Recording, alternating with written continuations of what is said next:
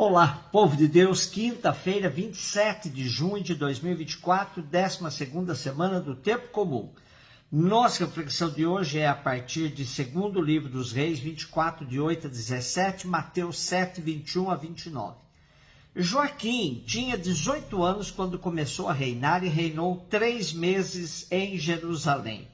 Sua mãe chamava-se Noestã, filha de Elnatã, de Jerusalém. E ele fez o mal diante do Senhor, segundo tudo que seu pai tinha feito. Naquele tempo, os oficiais de Nabucodonosor, rei da Babilônia, marcharam contra Jerusalém e a cidade foi sitiada. Nabucodonosor, rei da Babilônia, veio em pessoa atacar a cidade, enquanto seus soldados a sitiavam. Então Joaquim, rei de Judá, apresentou-se ao rei da Babilônia com sua mãe, seus servos, seus príncipes, seus eunucos.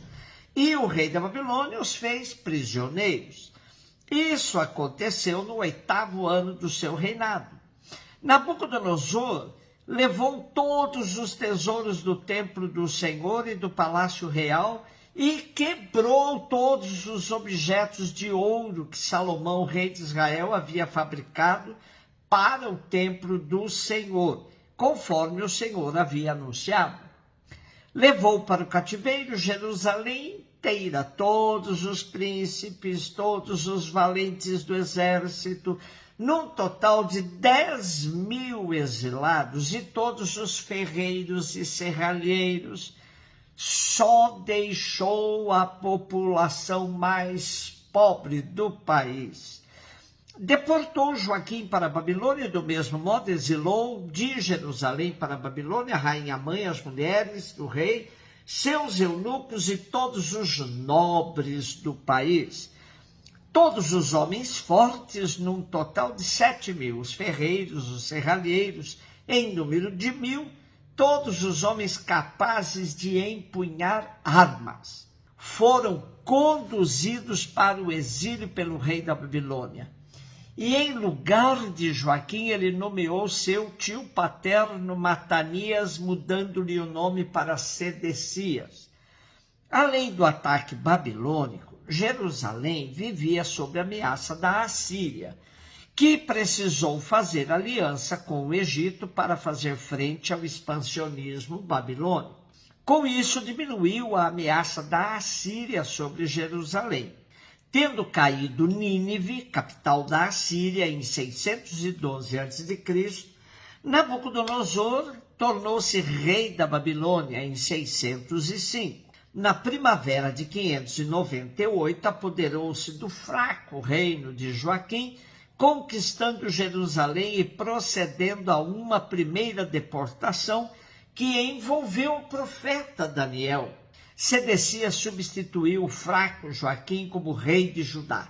Temos neste tempo a atuação do profeta Jeremias também. Como sempre acontece, o autor sagrado liga os dramas do povo à sua infidelidade à aliança. Jeremias em vão tinha apelado à conversão. O mal do povo tornou-se tão grande que o profeta chegou a perder as esperanças. O cativeiro da Babilônia vai se constituir num período de forte revisão de vida para Israel. Tempo em que surgirão boa parte dos escritos do Primeiro Testamento de forma original ou revistos à luz do cativeiro.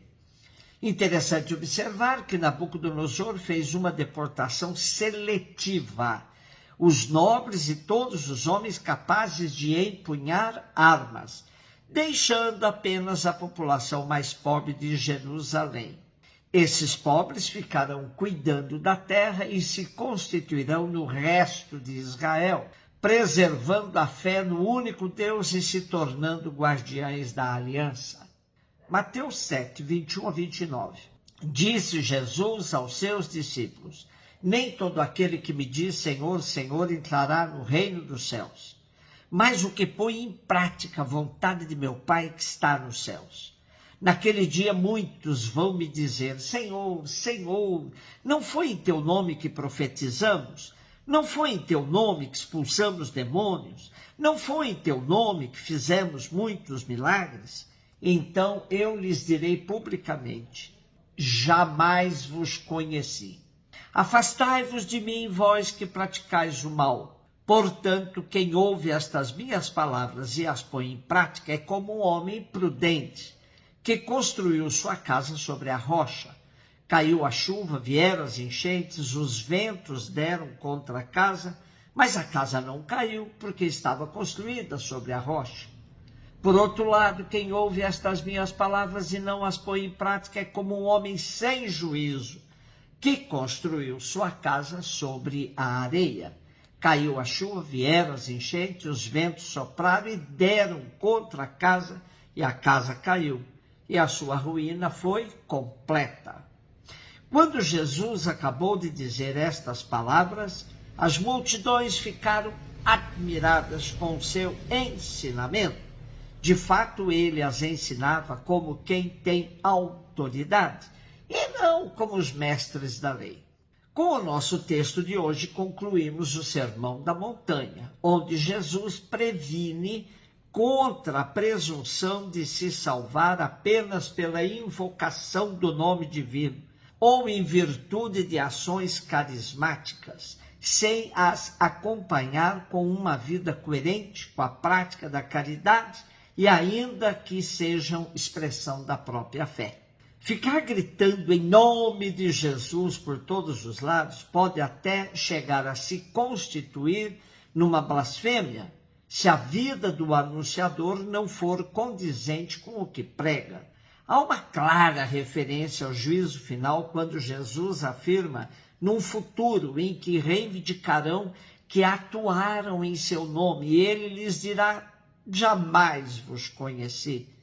Quando Cristo declara que não conhece, utiliza a fórmula judaica da excomunhão do mestre, que implicava uma suspensão temporária do discípulo.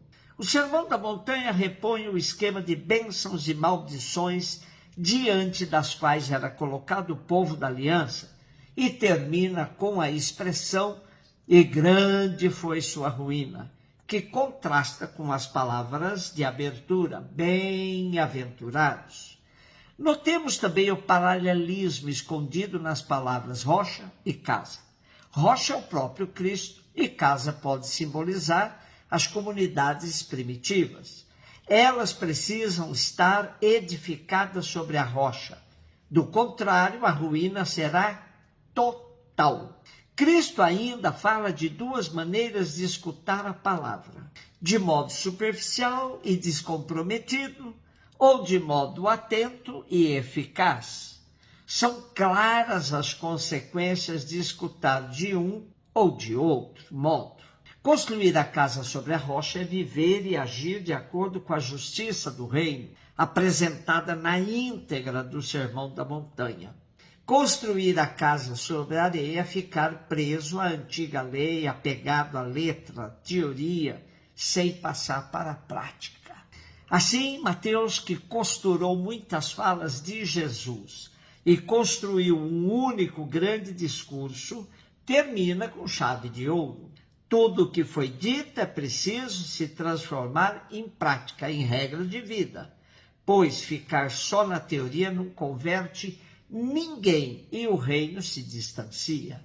Um beijo no seu coração.